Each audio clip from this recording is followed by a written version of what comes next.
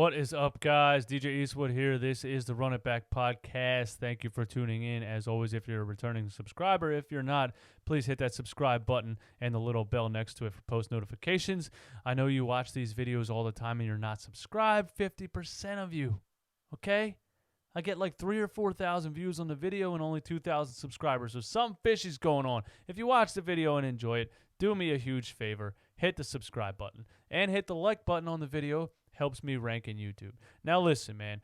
Where do we start with this game? Should I start here? The first thing I want to say is Toronto Raptors are not that good. You know, so anybody justifying like, oh, we're down Josh Richardson, we're down Joel Embiid, you know, this loss is excusable. This loss is excusable. Or what's Brett Brown supposed to do? You know, we're down 2 starters against the Toronto Raptors on the road. The Toronto Raptors on the road, they don't have Kawhi Leonard anymore, man. They're not a championship team. You got beat by Fred VanVleet. Fred VanVleet. His name's a tongue twister. I can't even... VanVleet. You got beat by Fred VanVleet. Toronto Raptors are not elite. Come on, man. Siakam was 8 for 29,000. Siakam got shut down. Oh. Toronto Raptors, there's no excuse for this because of the way we lost this game. Now, I'm not going to get into Ben Simmons yet. I would like to start with Brett Brown and what I like to call the death lineup, okay? The death lineup. Now, what is a death lineup, you might say? A death lineup is a lineup in a basketball team game, a lineup of players in a basketball game that you would put on the floor to intentionally lose the game, okay? That's a death lineup. Now, let me just use an analogy right here. Like, there's a death lineup, which is not ideal, but using it at a certain time is like insanely not ideal, right? It's like driving under the speed limit. Like driving 10 miles per hour under the speed limit is usually not ideal, but not that big of a deal at certain times. But if you were the getaway driver after a bank robbery, that would be insanely not ideal to drive 10 miles per hour under the speed limit, right? Okay? Not ideal. Going to a strip club with your boys and not answering your wife's phone calls. Not ideal, right? But, you know, you can apologize the next day. You can work it out. It's not that big of a deal. Going to the strip club with your boys and not answering your wife's phone calls on her birthday, insanely not ideal, right? Death lineup, not ideal. Death lineup with 7 minutes left against the Toronto Raptors on the road in a close game, insanely not ideal. There's things that Brett Brown does that I cannot fathom. I cannot wrap my mind around how somebody could do this. The Toronto Raptors had just gone on, I want to say like a 5 or 6 nothing run, put us down by 3 or 4 to start the fourth quarter. This dude had Raul Neto, Furkan Korkmaz, Shake Milton, Mike Scott, and Norvel Pell. That's your lineup to start the fourth quarter. That's your lineup. I mean, you can't be serious. There's no way. This got to be a joke. There's no way this is real. This guy's trying to lose the game. There's no way this is real. There's no way this is real. You started the fourth quarter with that? You emptied the bench to start the fourth quarter? You put the damn Summer League team on the floor. Are you serious, Brett Brown? Come on, man. Like, all the times I tried to stand up for you in the past, and all the times the 3 people that are left that are still trying to stand up for you, that are still like, well, Elton Brand gave him a bad roster, or, well, he was down this, and this because of injuries, or, well, this, and this is the problem, or Ben Simmons won't shoot because he just won't shoot, or the Sixers are bad because they don't make shots. It's not Brett Brown's fault all the time. You owe it to these people. You're making it impossible to defend you. I've never seen anything like that in my entire 33 years of watching basketball. I've never seen a coach empty the bench to start the fourth quarter in a close game against an Eastern Conference rival. I can't fathom it. Now, some people might say, well, what was he supposed to do? We were down Josh Richardson. We don't have Embiid. We can't play Ben Simmons and Tobias Harris for 90 minutes. What's he supposed to do? It's because the bench stinks. What's he supposed to do? There's this thing that's a common skill of a lot of coaches in basketball. I mean, not just NBA coaches, like third graders. Like a coach coaching the rec league who has starters and bench players. There's this skill. It's called staggering the lineup. Let me explain to you what it is.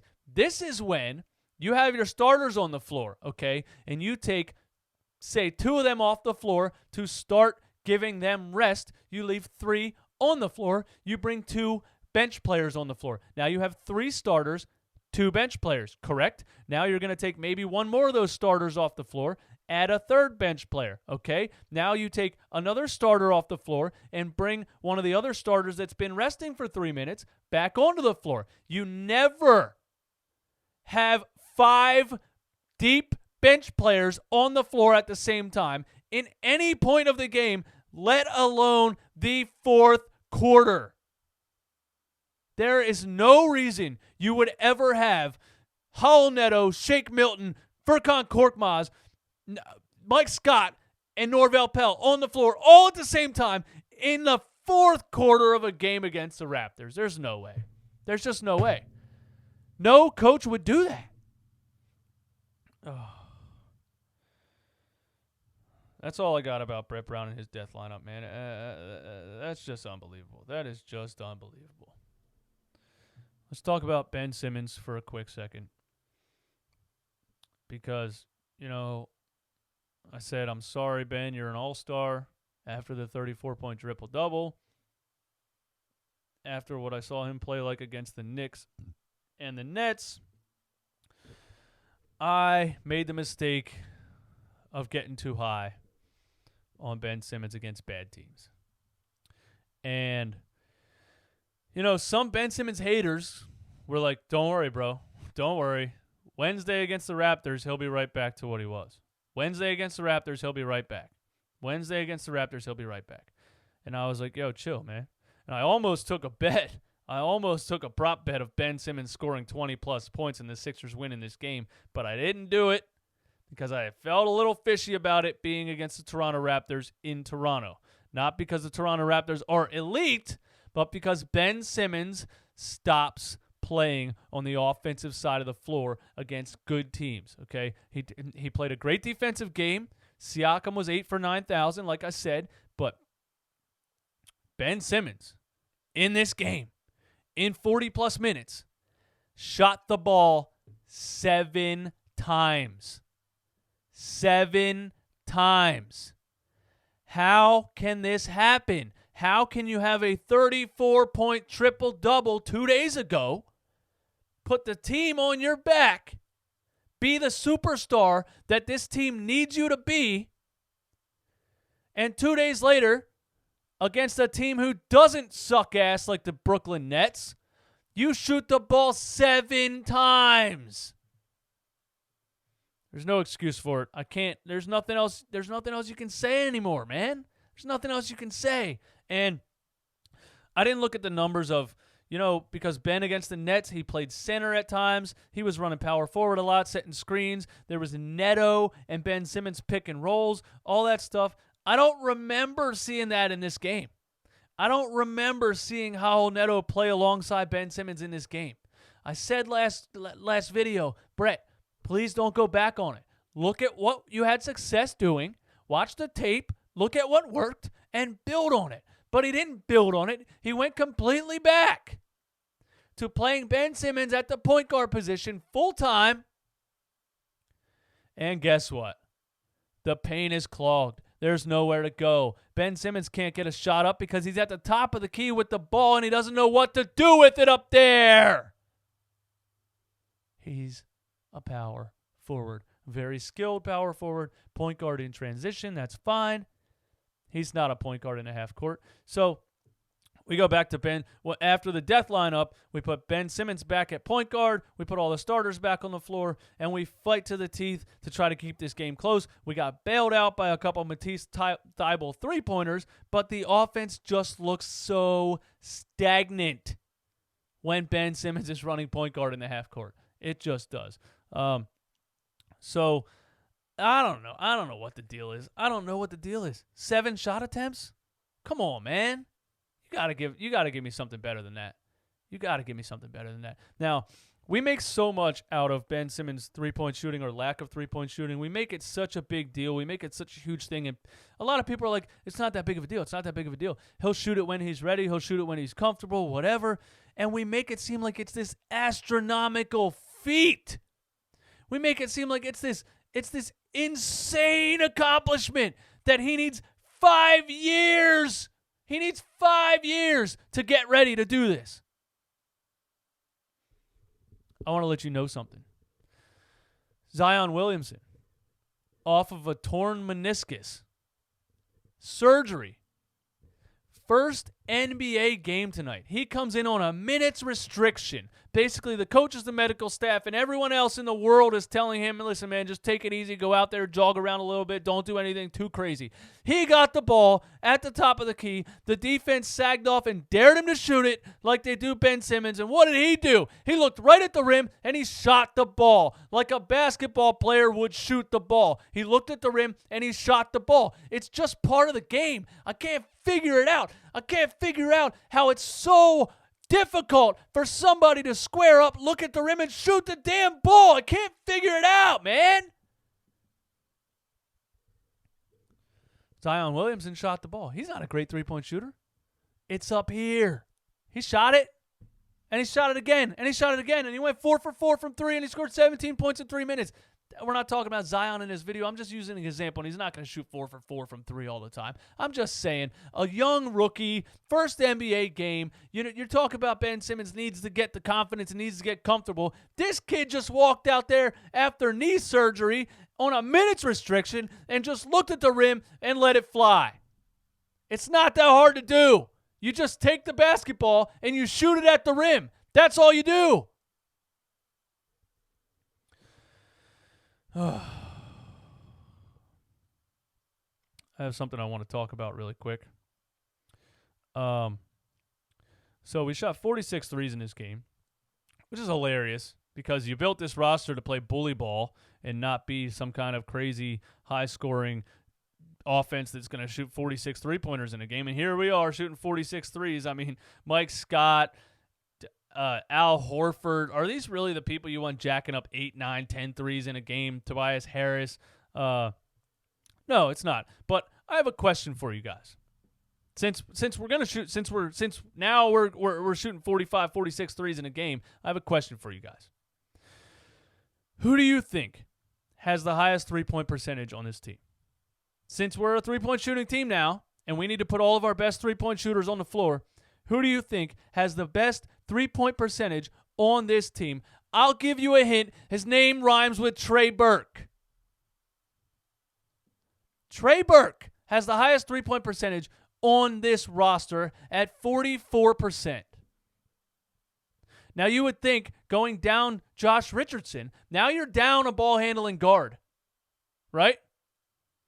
And you need shooting, and you need scoring, and you still won't play Trey Burke?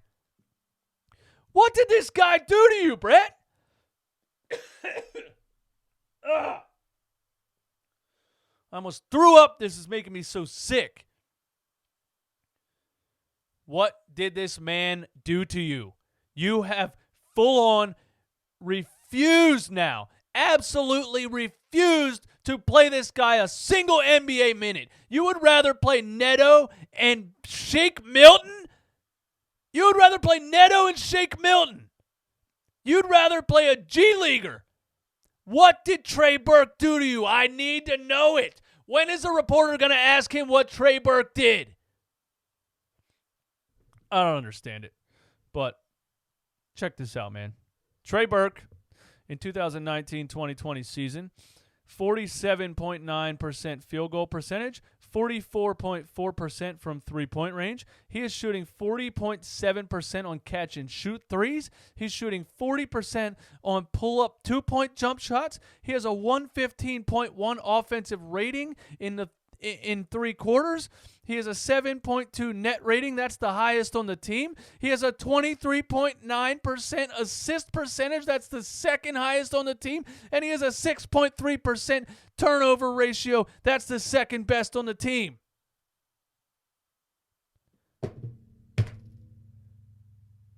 You're literally starving for a ball-handling guard who can shoot, and the only one on the team you're refusing to play. I don't get it. Raul Neto in the past 7 games. 63 minutes, 33% from three-point range, 45 total true shot percentage, 45%, 97.1 offensive rating. That's 345th in the NBA. And he's allowing his opponents to shoot 50% from three-point range. Now it's time. It's time for Brett Brown to explain it. It's time for him to explain what the hell he's doing with Trey Burke buried on the bench, because there's no explanation for it. I can't figure it out. There's absolutely no explanation for it. I don't know, man. I can't figure it out, man. So,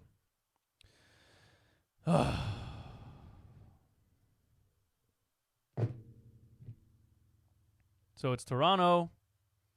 We refuse to play the only ball-handling guard that's on the bench. We run the death lineup in the fourth quarter that completely puts us out of it. Matisse Thybulle takes the headband off and starts hitting some threes. I like that. Ben Simmons puts up 7 total shot attempts in the game. Al Horford was atrocious. 3 for 11 for 9 points. I just can't figure it out, man. I'm at a loss for words with this team. I can't just, and I want to let you guys know that I will always do these Sixers videos after Sixers games. I'm always going to do it. I'm never going to not do it.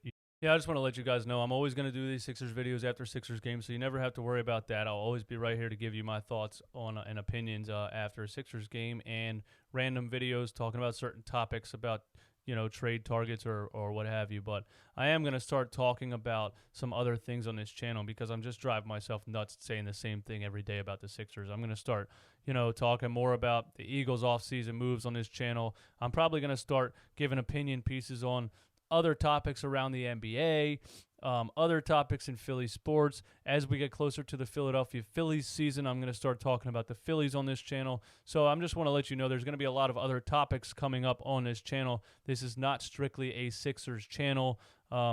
So just be on the lookout for that. If it's stuff you're not interested in, that's fine. You can just skim right past the video and wait for my Sixers videos when I post them, or after every Sixers game, you can watch my channel. But I just want to let you know I am going to be starting to talk about some other topics on this channel. Just a fair heads up. Thank you for watching. My name is DJ Eastwood. This is the Run It Back Podcast. Love you all. You all have a blessed night. Hit the subscribe button. Hit the like button. All that fun stuff. Peace out.